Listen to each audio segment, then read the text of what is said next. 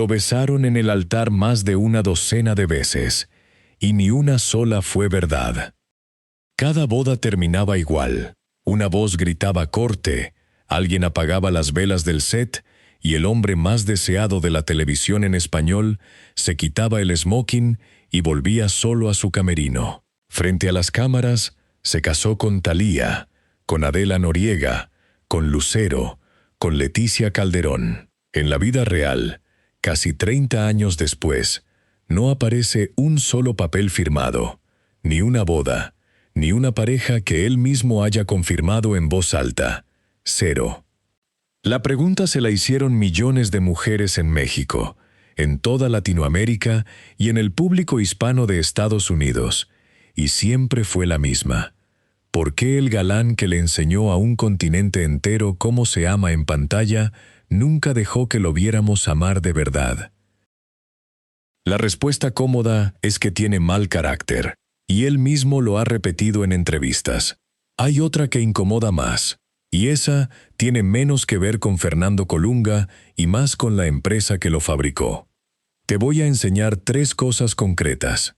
La primera, cómo una escuela de Televisa agarró a un ingeniero civil que había atendido una ferretería y lo convirtió en el rostro romántico de toda una época. ¿Y qué le pidió a cambio de eso? La segunda, por qué cada vez que la prensa lo emparejaba con una de sus compañeras de reparto, ese rumor le servía a alguien que no era él. Y la tercera, ¿qué pasó cuando, ya lejos de los foros, un productor de televisión soltó al aire una frase sobre la vida privada que Colunga llevaba décadas guardando bajo llave?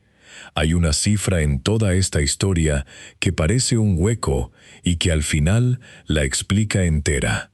Ese 0 bodas y 0 parejas confirmadas en el punto más alto de su fama. Cabe leerlo de una forma distinta a la del hombre difícil que no encuentra con quién. Cuando entiendas a quién le convenía ese 0, la historia cambia de dueño. Todo arranca en un foro de grabación, con las luces encendidas, un vestido blanco colgado de un perchero y una marcha nupcial saliendo por los altavoces mientras un asistente sostenía un ramo que no era de nadie. Ahí, bajo esas luces, un hombre aprendió a casarse para el público sin casarse nunca para sí mismo. Antes de ser el hombre por el que suspiraba media Latinoamérica, Fernando Colunga Olivares arreglaba cosas con las manos. Nació en Ciudad de México el 3 de marzo de 1966. Estudió ingeniería civil, atendió una ferretería del negocio familiar. Sirvió tragos detrás de una barra, y durante un tiempo se ganó la vida como doble de acción, el que recibe los golpes para que la estrella no se despeine. Un currículum de manos ásperas, poco compatible con la imagen de príncipe de cuento que vendría después. Y conviene no pasar por encima de ese detalle. El futuro símbolo del amor romántico de todo un continente empezó cobrando por caerse de los caballos y recibir puñetazos coreografiados para que la cara de otro actor no se estropeara. Un oficio de sombra, de anonimato, de cuerpo que se puede reemplazar. Nadie apuntaba su nombre en los créditos con letras grandes. De ahí, en apenas unos años, la maquinaria de Televisa lo iba a levantar hasta convertirlo en una de las caras más reconocidas del planeta. La materia prima era buena, alto, de espalda ancha, con una cara que la cámara quería mirar. Pero convertir a un doble de acción en galán mundial no lo hizo el azar. Lo fue decidiendo la empresa, pieza a pieza. En 1990 entró al Centro de Educación Artística, el CEA, la escuela que Televisa había levantado para fabricar en serie a sus propios actores. Y aquí conviene frenar un segundo, porque el CEA funcionaba menos como una facultad de teatro y más como una línea de montaje, según lo han descrito quienes pasaron por sus aulas. La empresa detectaba caras, las pulía, las medía y decidía cuáles servían para protagonizar y cuáles para hacer bulto en un segundo plano. A Colunga lo midieron y salió premiado. Alto, de mandíbula recta, con esa mezcla rara de galán inalcanzable y hombre de la casa de al lado que funcionaba igual en la portada de una revista que en la sala de una vivienda humilde. Televisa no vendía actores, vendía fantasías, y las armaba con método de fábrica. El canal llevaba desde 1985 llamándose, sin ninguna modestia, el Canal de las Estrellas. Las estrellas eran producto, y el producto tenía reglas. Por lo tanto, cuando la empresa daba con un hombre del rostro correcto, no se limitaba a repartirle papeles, le construía una biografía pública, le hacía firmar un contrato de exclusividad que lo amarraba a la casa y le entregaba un manual invisible de lo que podía y de lo que no podía hacer con su propia imagen. Ese manual invisible es el corazón de esta historia, porque una de sus reglas no escritas, la que más se ha comentado al hablar de la época dorada de la telenovela mexicana, tenía que ver justo con el amor. Un galán protagónico valía por el deseo que era capaz de encender, y el deseo, según esa lógica de negocio, se enfría cuando la fantasía tiene esposa esperándolo en casa. La mujer sentada frente al televisor tenía que poder imaginar, aunque fuera durante un capítulo, que ese hombre de la pantalla todavía estaba libre y que, en otra vida, podría haber sido para ella.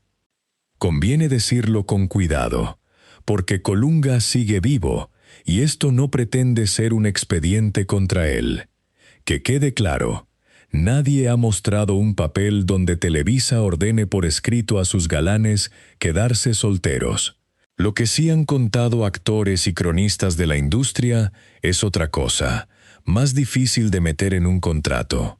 Una presión de estudio, una forma de cuidar la imagen del protagonista romántico que empujaba en esa dirección sin necesidad de firmarla. La regla se respiraba más de lo que se ponía por escrito. Colunga entró en esa maquinaria con 24 años recién cumplidos. Primero, papeles pequeños. Un teniente llamado Raúl Gutiérrez en Alondra, en 1995, uno de esos personajes que la audiencia olvida rápido, pero que la empresa usa para probar si una cara aguanta el primer plano sin romperse. La suya aguantaba. Aguantaba tanto que ese mismo año le pusieron en las manos el papel que lo iba a cambiar todo. Y se lo iban a cambiar al lado de una mujer que ya era, por sí sola, una tormenta con nombre y apellido. Esa mujer era Thalía. Y la telenovela María la del Barrio, estrenada en 1995. Colunga interpretó a Luis Fernando de la Vega, el niño rico que se enamora de la muchacha pobre que llega a servir a la mansión. La historia era vieja como el mundo. Lo nuevo fue lo que pasó cuando ese hombre miró a cámara. La novela se vendió a medio planeta. Llegó a más de 180 países, se dobló a un montón de idiomas, ganó fans en sitios tan distintos como Filipinas, Rusia, Nigeria e Indonesia. En los premios TV y Novelas de 1996 se llevó el galardón a la telenovela de mayor audiencia, y de golpe, un doble de acción que meses atrás recibía porrazos en lugar de otros, se convirtió en símbolo sexual de una industria entera. La palabra galán dejó de ser un adjetivo y pasó a ser su oficio. Para hacerse una idea de aquello, conviene una imagen concreta, porque va a repetirse mucho. En cada final de novela se rodaba una boda, y una boda de foro es una ceremonia falsa montada con precisión de relojería, un vestido blanco alquilado, velas que un utilero enciende y apaga entre toma y toma. Una marcha nupcial que sale por unos altavoces, no por un órgano. Filas de extras vestidos de invitados que no conocen a nadie. y en el centro él, de smoking, esperando junto a un altar de cartón piedra a que una voz gritara acción para volver a jurar amor eterno ante millones de personas. En cuanto sonaba corte, se quitaba el saco, alguien apagaba las velas, y la novia se iba por un lado a su camerino y él por el otro al suyo. Esa escena, con distinto vestido y distinta mujer, la repitió más veces de las que la mayoría de la gente se casa en toda su vida. Ninguna contaba. Aquí es donde la maquinaria que venimos describiendo se pone en marcha de verdad, y conviene mirarla despacio, porque es el punto exacto donde se decide todo lo demás. ¿Qué hace una empresa cuando descubre que tiene una mina de oro con forma de hombre? La protege. Y protegerla significaba, entre otras cosas, cuidar que ese hombre siguiera pareciendo disponible. Fíjate en el mecanismo, que se repitió novela tras novela, con una precisión que da escalofríos. Colunga protagonizaba con una compañera. La química en pantalla era eléctrica, porque para eso lo habían entrenado en el CEA.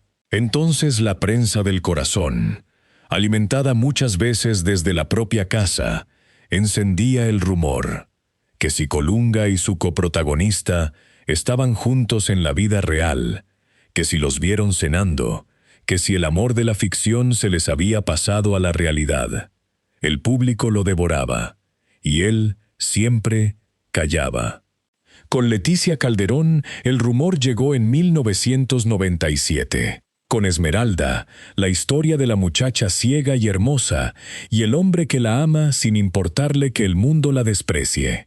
Esa novela también dio la vuelta al planeta. Se vio desde Indonesia hasta la República Checa. Y con ella volvió la pregunta de siempre sobre si dentro del foro pasaba algo. Ni él ni ella lo confirmaron. El rumor, sin embargo, hizo su trabajo. Mantuvo el nombre de Colunga en las revistas y mantuvo intacta la idea de un hombre soltero, buscando, todavía posible para cualquiera.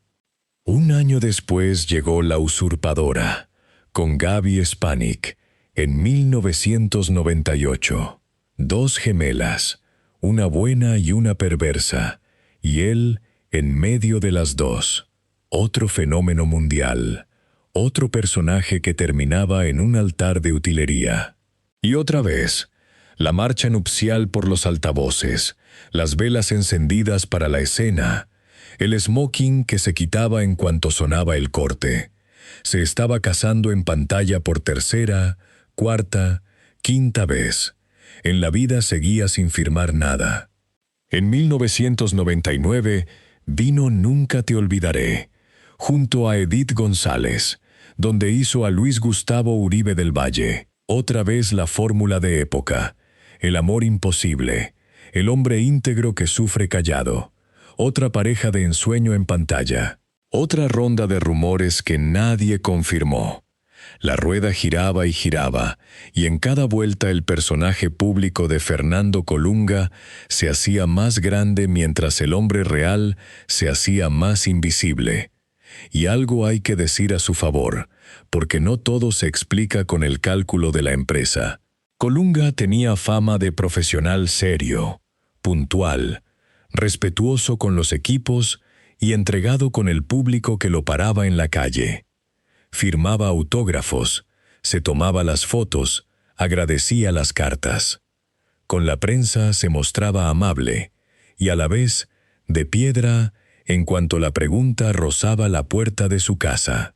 Esa mezcla, galán cercano por fuera y caja fuerte por dentro, lo hacía todavía más irresistible para una audiencia que sentía conocerlo de toda la vida, sin saber, en realidad, nada de él. Pero fíjate en lo que sostiene toda esta zona. Debajo de la lista de novelas hay una sola idea, y es bastante incómoda. Cada boda de ficción reforzaba la fantasía. Cada rumor de romance real, siempre desmentido a medias, la reforzaba todavía más. El resultado era un hombre que parecía estar a punto de enamorarse en cada esquina y que jamás terminaba de hacerlo delante de nadie. Perfecto para el negocio. Un galán casado es un galán que la fan ya no puede soñar. Un galán eternamente disponible es una fuente de deseo que no se agota nunca. Y ese deseo tenía consecuencias reales, contantes. Mujeres que grababan cada capítulo en casetes, que forraban cuadernos con su cara, que le mandaban cartas de amor a un hombre al que jamás iban a conocer en persona. Thalía, su primera gran pareja de pantalla, llegó a ser la actriz mejor pagada de Televisa de aquellos años, gracias exactamente al mismo fenómeno. Las dos caras de María la del barrio eran, cada una por su lado, máquinas de hacer dinero, y el combustible de esa máquina era la ilusión de que aquello podía llegar a ser verdad. Un galán que confirmara esposa e hijos le aflojaba una vuelta de tuerca a esa ilusión. Por eso mantener el silencio era, en el fondo, una manera de mantener el producto en su punto exacto. En 2003 llegó el papel que muchos consideran su cumbre, Amor Real, de la productora Carla Estrada, junto a Adela Noriega. Colunga hacía a Manuel Fuentes Guerra, un hombre de origen humilde y orgullo enorme en el México del siglo XIX. La novela de época le venía como anillo al dedo, nunca mejor dicho, uniforme, botas, la mirada dura, el hombre que sufre por amor sin quejarse. Con Adela Noriega, la química fue tan intensa en pantalla que el rumor de romance se volvió casi leyenda. Ninguno de los dos lo confirmó jamás. Noriega, de hecho, terminaría desapareciendo por completo de la vida pública años después, y él siguió su camino de silencio. Dos hermetismos que la prensa unió por su cuenta, sin una sola declaración de por medio.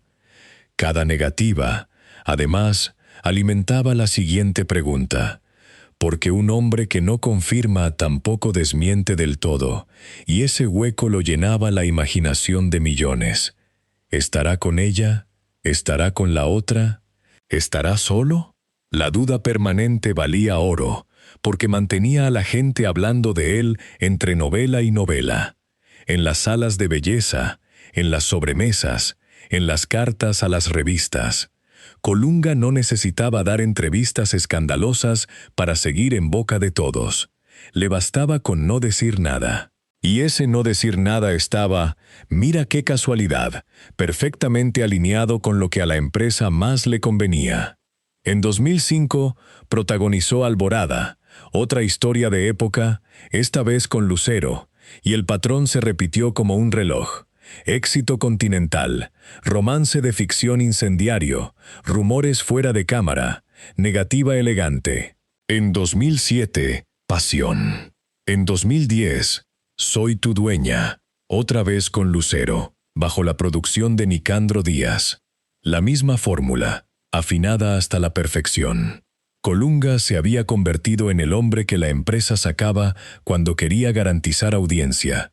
La carta segura, el rostro que no fallaba. 8, 10, 12 bodas de mentira a esas alturas. 0 de verdad. Y la audiencia, lejos de cansarse del misterio, lo quería cada vez más. Y cuando le preguntaban por su soltería, Colunga soltaba frases que sonaban a hombre libre, pero que encajaban como un guante en lo que la empresa necesitaba. Que tiene un carácter complicado, que no es de trato fácil, que quién aguanta los horarios de un actor, las escenas que se ruedan, la gente con la que uno convive en un set, que el papel, el documento del juzgado, es lo que menos importa. ¿Quién dice que no tengo un compromiso más importante que un papel?, llegó a preguntar. Todo eso es verdad y es suyo, y a la vez, cada una de esas frases blindaba el misterio, que era exactamente el producto que se vendía. Pero un misterio tan perfecto, tan rentable, no se sostiene solo con el carácter de un hombre. Alguien tenía que pagarlo, mes a mes, para que no se rompiera nunca. Y alguien lo pagaba, con cifras que cuando las conozcas te van a explicar de golpe por qué ese cero valía tanto. Para entender el precio de ese silencio hay que hablar de dinero, y de un mecanismo con nombre propio: el contrato de exclusividad de Televisa. Funcionaba así. La empresa le pagaba a sus figuras un sueldo mensual a cambio de una sola cosa: que trabajaran solo para ella, nadie más.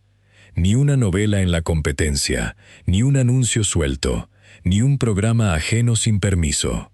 A cambio de esa jaula de oro, la casa te pagaba incluso cuando no estabas grabando nada, y te pedía estar disponible para lo que ella decidiera: eventos, galas, programas, promociones, la foto de fin de año.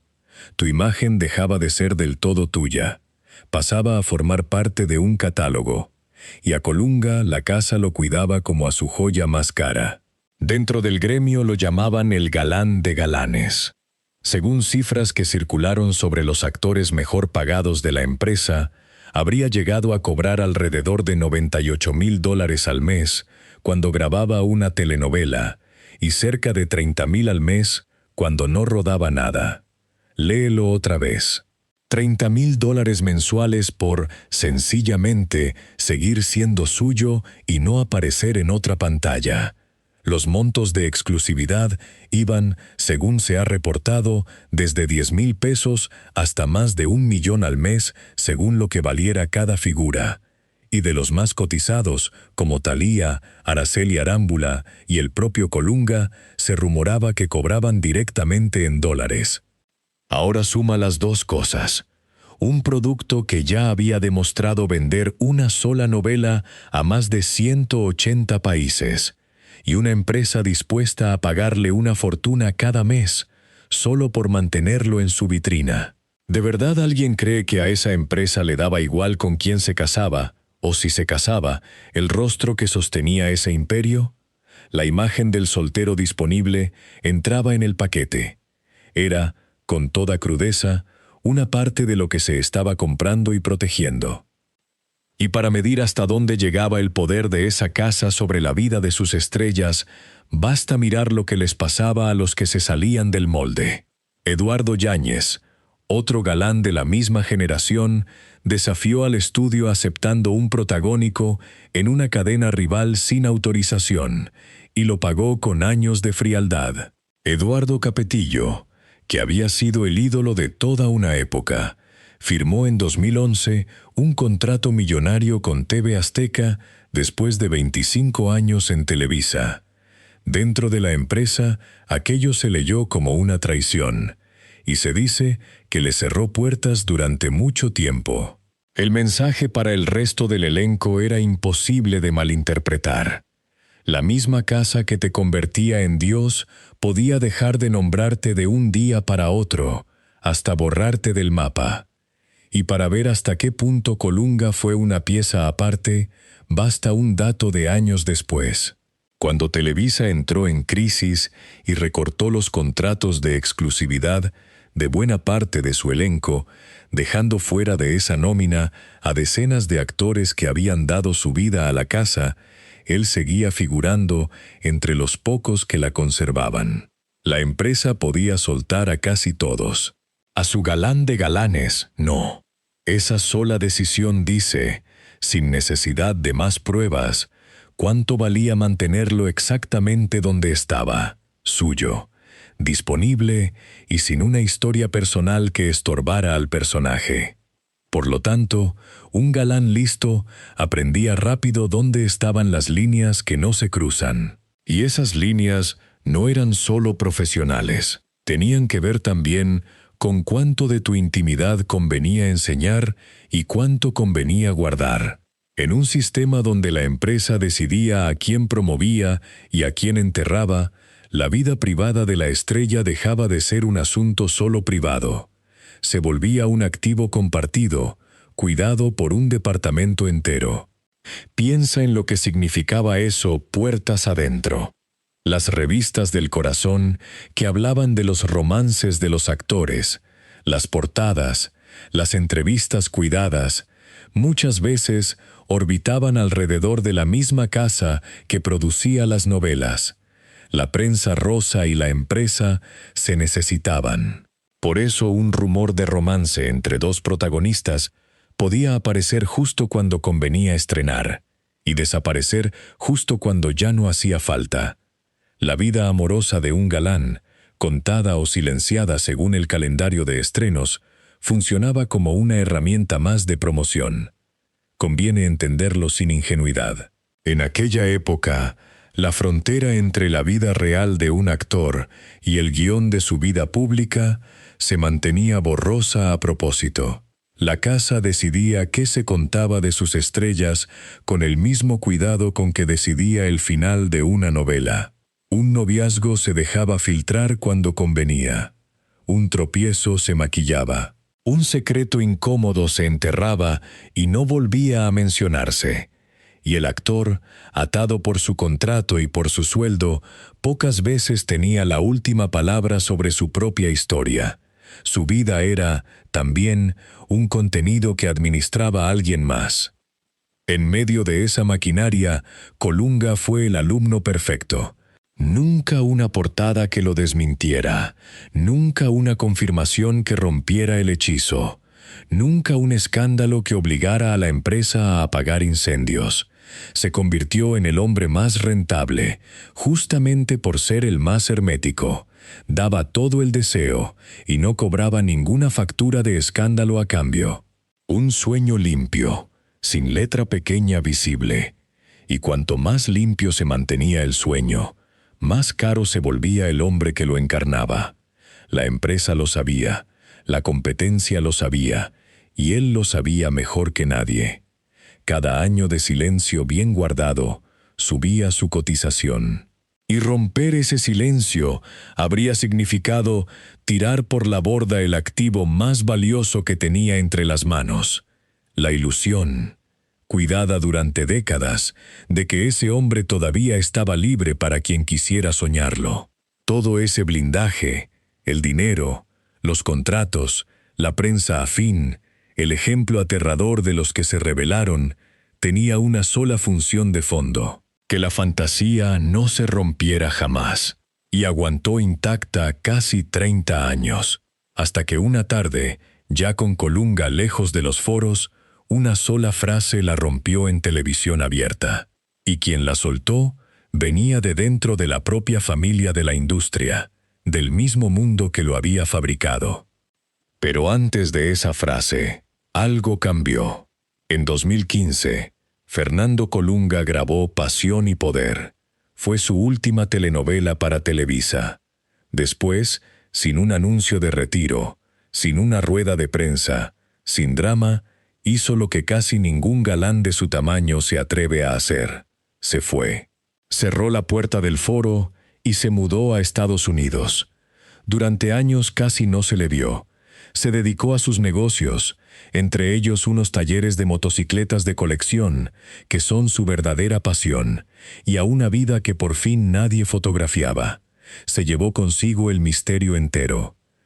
Y es justo aquí, con él fuera de la maquinaria, donde la cifra del principio revienta y enseña lo que guardaba dentro. Ese cero. 0 bodas, 0 parejas confirmadas en 3 décadas, siendo el hombre más deseado de la televisión en español. Míralo ahora, con todo lo que ya sabes de los contratos, del dinero, del sistema. Ese 0 cabe leerlo de una manera muy distinta a la del hombre difícil que no encuentra con quién. Cabe leerlo como un activo, una pieza de valor que la industria del galán necesitaba intacta para que el negocio funcionara, y que él, por las razones que fueran, cuidó como se cuida una herencia. Mientras el 0 se mantuviera, la fantasía se mantenía. El día que ese hombre saliera del brazo de una mujer y dijera, «Es ella», millones de sueños privados se apagaban a la vez. El altar de utilería, las velas del set, el esmoquín que se quitaba al oír corte, todo ese teatro existía para que el altar de verdad no llegara nunca a cámara. Y entonces llegó la grieta en el muro. Tiene nombre y se llama Blanca Soto. En 2012, Colunga había protagonizado Porque el amor manda, una comedia romántica producida por Juan Osorio, junto a esa actriz. Y por primera vez, el rumor de siempre no se apagó con los años. Creció. En 2016, la pareja fue captada besándose en un aeropuerto, según publicaron varios medios.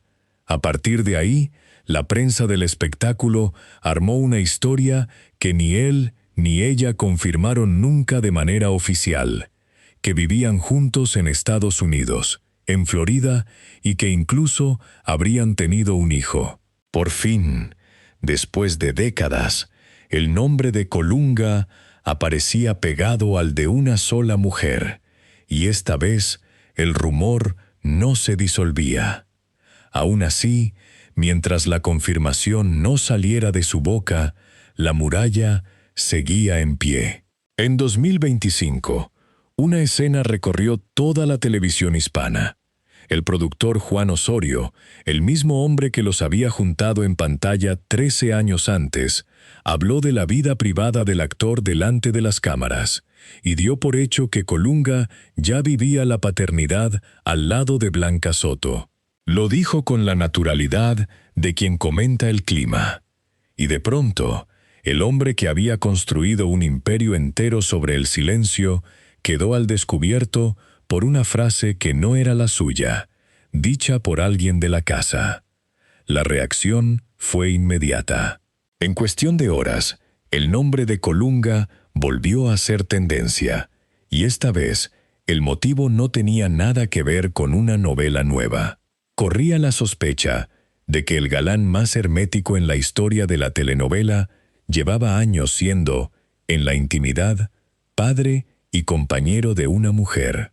Las mismas seguidoras que lo habían soñado soltero durante 3 décadas se dividieron entre la ternura por verlo feliz y una punzada de despecho antiguo, la de quien descubre que el príncipe siempre estuvo ocupado.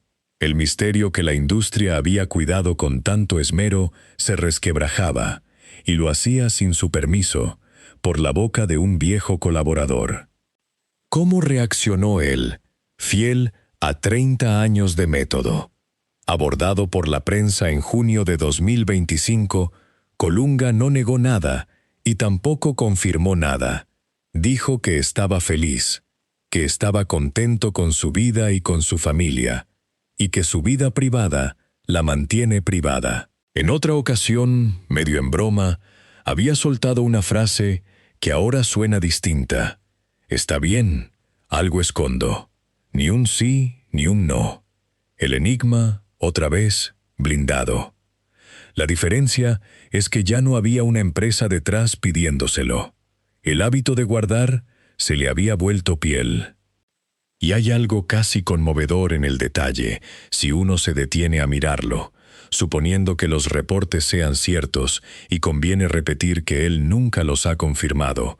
Fernando Colunga habría armado la familia que jamás enseñó justo después de bajarse del tren de Televisa. Lejos de México, en una casa de Florida, sin fotógrafos en la puerta, como si la vida privada que la fábrica le pidió esconder durante 30 años solo hubiera podido respirar del todo el día en que él dejó de ser un producto en catálogo. Cabe pensar que, para este hombre, el amor de verdad solo pudo empezar donde terminaba el contrato. Y ahí está la segunda capa de toda esta historia, la que obliga a releerla desde el principio. Durante años vimos a un hombre que se negaba a casarse, y lo leímos como rareza, como frialdad, incluso como misterio romántico de telenovela. Pero cabe leerlo de otra forma. Es posible que estuviéramos viendo a alguien que aprendió, en una escuela que fabricaba estrellas, que su valor de mercado dependía de que nunca lo vieran perteneciendo a nadie, que el amor real, para un galán de esa era un lujo que se pagaba en portadas, en rumores dirigidos y en cláusulas de contrato. Y que cuando por fin fue libre para mostrarlo, ya no sabía, o ya no quería, hacerlo delante de nosotros. Las frases que él mismo repitió durante décadas encajan en las dos lecturas a la vez, y por eso son tan perfectas, que el papel del juzgado es lo que menos importa, que tiene un compromiso más grande que un documento, que su carácter no es fácil, todo cierto, todo suyo, y todo, casualmente, la coartada ideal para un producto que valía justamente por seguir pareciendo libre. La empresa nunca tuvo que ordenarle callar por escrito. Le bastó con enseñarle desde el primer día en el SEA cuánto valía su silencio y confirmarle un cheque cada mes que se lo recordara. Conviene subrayar una cosa, para no cruzar la línea. Nadie de fuera sabe qué siente Fernando Colunga, ni a quién ha amado, ni por qué de verdad no se casó. Puede que fuera solo su carácter, tal como él dice. Esa posibilidad es tan válida como la otra. Lo que sí se puede afirmar, con datos, es que el sistema que lo rodeó tenía un interés enorme en que ese hombre permaneciera soltero de cara al público, y que hizo lo necesario para protegerlo. Sobre lo que pasaba de la puerta de su casa hacia adentro, él tiene todo el derecho a no contar nada, y el pacto sucio de esta historia lo puso siempre la fábrica, no el hombre que quedó atrapado dentro de ella. Y aquí aparece la parte que no cabe en ninguna cifra. 30 años sonriendo como el hombre perfecto tienen un peso. Cabe pensar que sostener un personaje durante tanto tiempo, cuidar cada palabra, medir cada foto, no salir jamás con quien uno quiera sin calcular antes el titular del día siguiente, deja una marca difícil de borrar. El propio Colunga ha dado pistas sin querer, cuando dice que tiene un carácter complicado, que no es fácil convivir con él. Quizá esté describiendo también lo que le hizo vivir así de blindado durante 3 décadas. Nadie levanta una muralla tan alta sin quedarse, un poco, encerrado del lado de dentro.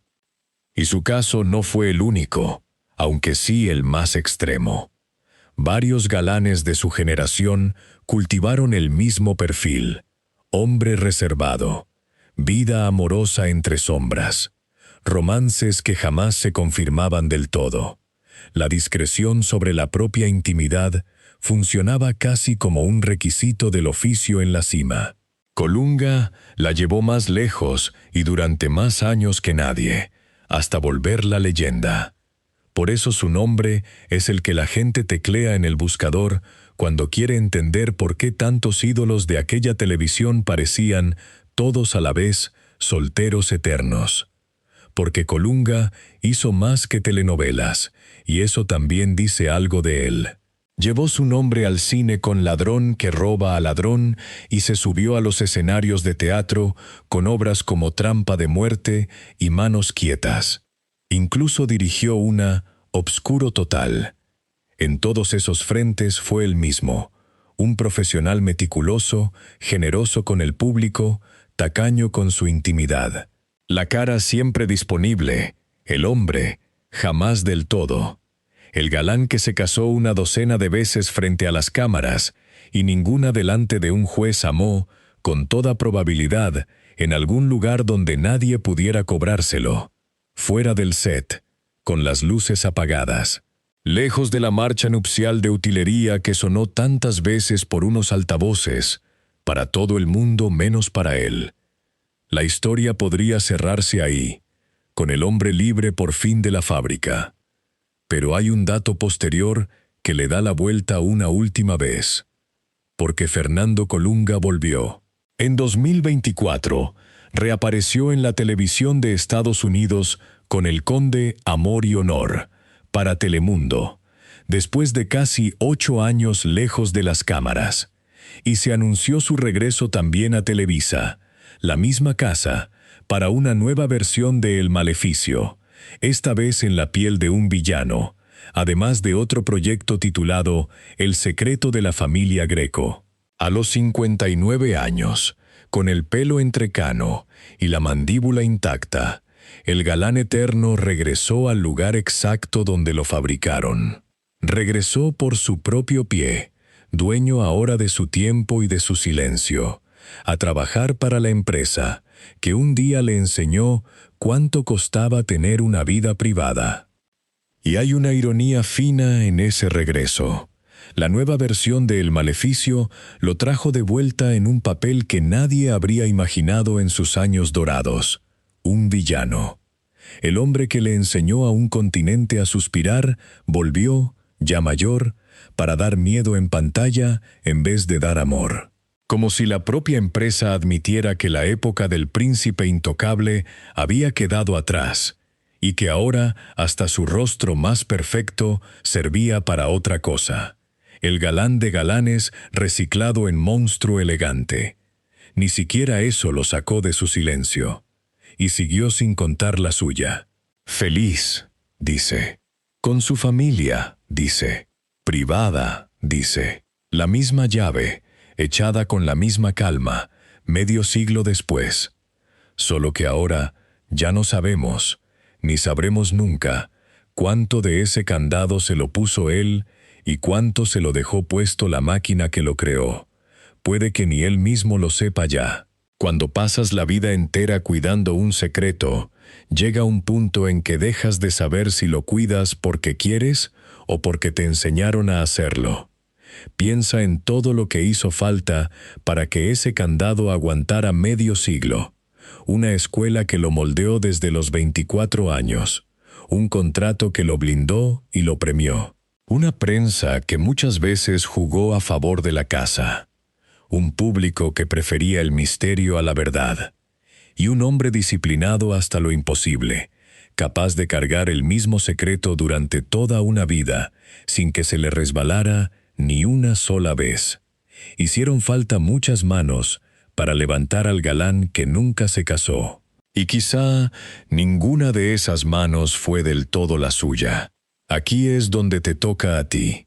Piensa en la última vez que este hombre subió a un altar de mentira, con las velas encendidas y la música sonando, y luego se fue solo a su camerino a quitarse el esmoquín.